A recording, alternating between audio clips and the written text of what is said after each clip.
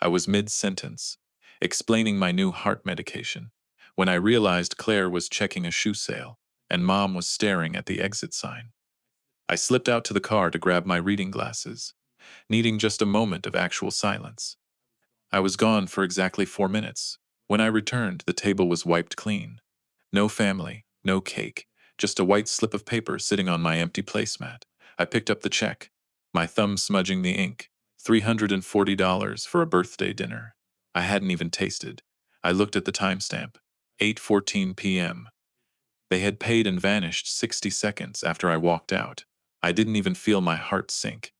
I just felt the weight of the $250,000 secret I'd found in Mom's email finally settle into my bones. Before I reveal how I used that receipt to dismantle their world, please like and subscribe to Family X Revenge. It helps me share these real stories of reclaiming your life from people who only see you as a resource.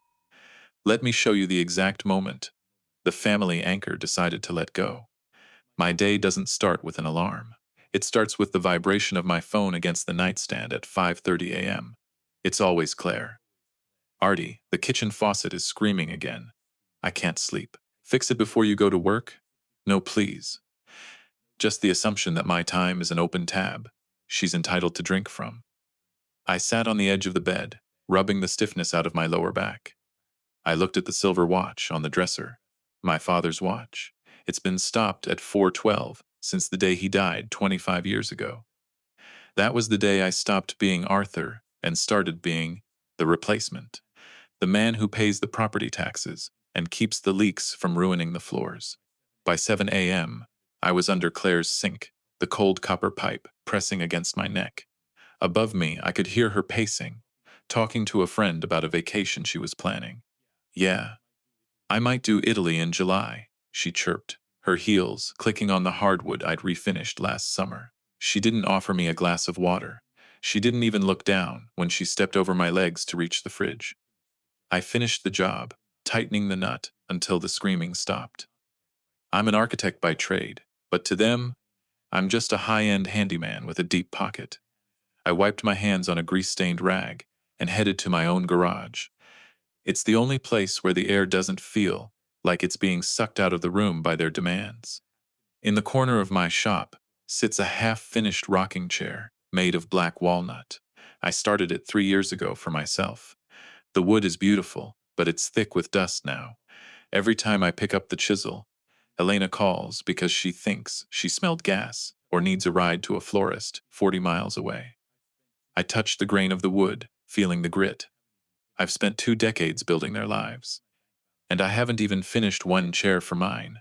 I checked my bank balance on my phone before heading to the office. Another loan to Claire had cleared, $4,000 for her business venture that turned out to be a yoga retreat. I didn't get angry. I just felt that familiar, heavy numbness. I was the anchor.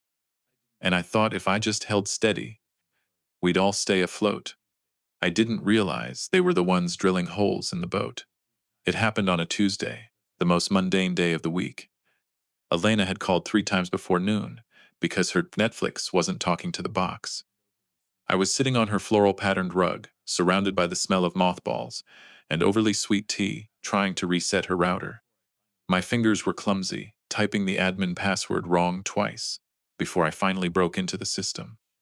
"Arthur, did you fix it yet?" she called from the kitchen, her voice sharp.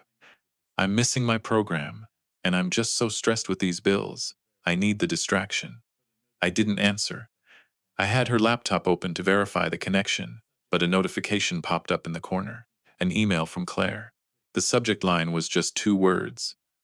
The anchor. I shouldn't have clicked. My father raised me better than that. But the name, their nickname for me, felt like a hook in my ribs. I opened the thread. It wasn't a list of chores or a thank you note. It was a digital map of a 20-year heist. Claire had written, "Mom, did you move the October payout from Dad's trust yet? I need my share for the Mediterranean cruise. Just tell Artie the property taxes went up. Again, he'll cover the difference without asking. It makes him feel important to be the provider." I stared at the screen until the blue light burned my retinas. The trust fund, the one Elena told me had dried up 6 months after the funeral. The $250, zeros in legacy, My father had left to ensure I could eventually stop working and finally build my own life. It hadn't vanished. It had just been diverted into a private account. I wasn't allowed to see. I scrolled up, my jaw clenching so hard a molar gave a sharp, painful click. I saw the dates. Every time Elena had cried about her heart medication costs, she'd actually been depositing a 5-figure check from the trust. Every time Claire borrowed money from my savings for her business, she was already sitting on a mountain of Dad's cash. I wasn't their anchor. I was their scavenged wreck. Arthur? Are you listening? Elena walked in, wiping her hands on an apron. I looked at her, really looked at her, for the first time in years. She looked well-fed, comfortable, and entirely unbothered. I didn't scream. I didn't throw the laptop. I just closed the screen slowly, the plastic hinge creaking in the silence. The Wi-Fi is fixed, Mom, I said, my voice sounding like it was coming from a different zip code. Everything is perfectly clear now.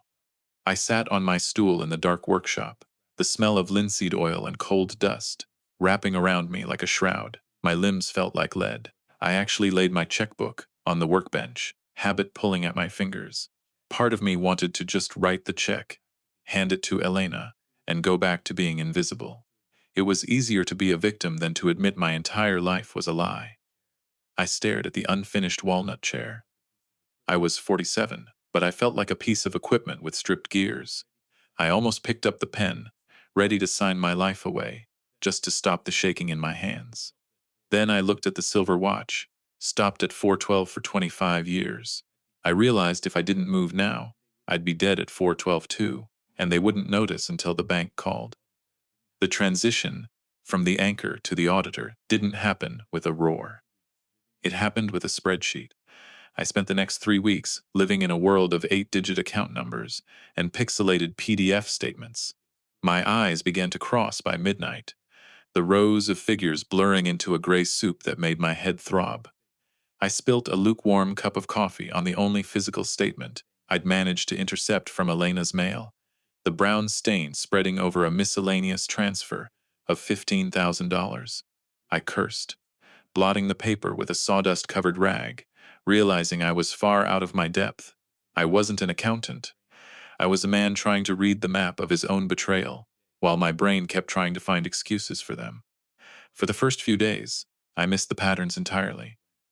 I saw the large withdrawals, but I couldn't see where they went. I felt stupid, like a man trying to solve a puzzle in a language he didn't speak. I almost gave up when I couldn't find the link between the trust and Claire's personal spending, my frustration mounting until I wanted to put my fist through the monitor. Then I saw it. A recurring charge of $1,200 every month, labeled Highland Grooming. Elena didn't have a dog. Neither did Claire. I stared at that number for 3 hours until the sun started to bleed through the shop window. I tracked the routing number. It wasn't a pet shop. It was a shell corporation used to pay the lease on a luxury condo. Claire had been hiding across town.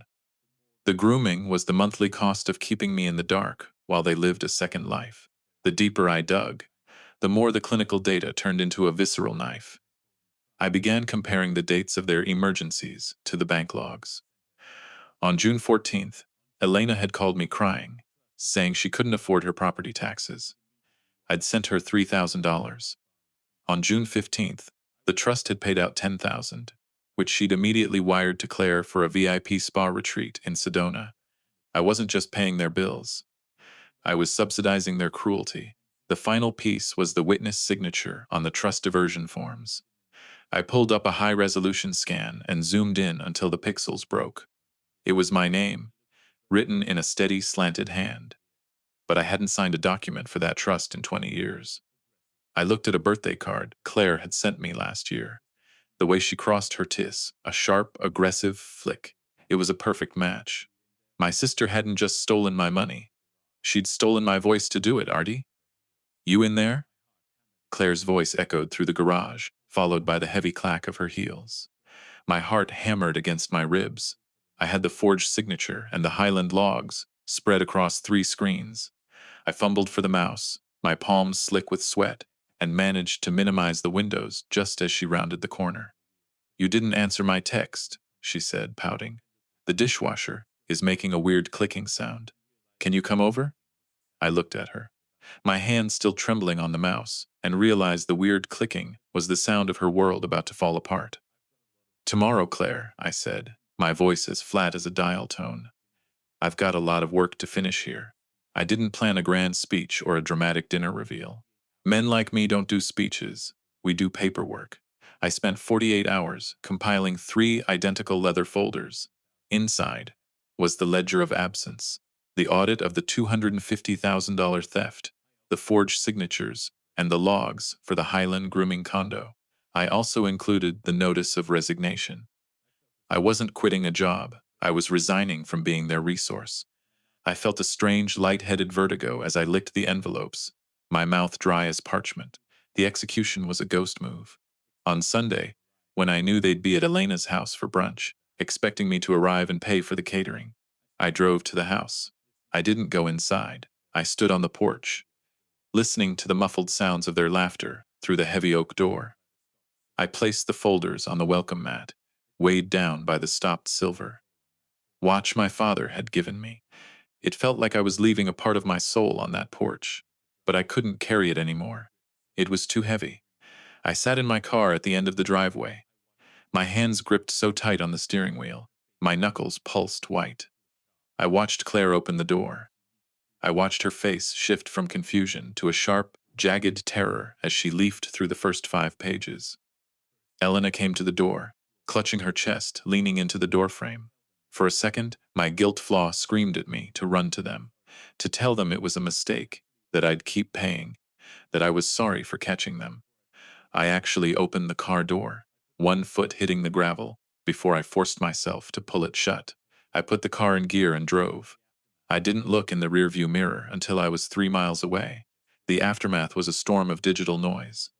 My phone didn't just ring, it shrieked. 46 missed calls from Claire. 16 frantic, rambling voicemails from Elena, alternating between "I'm having a stroke" and "How could you be so cruel?" I sat in a motel room 2 states away, staring at the screen until it went black.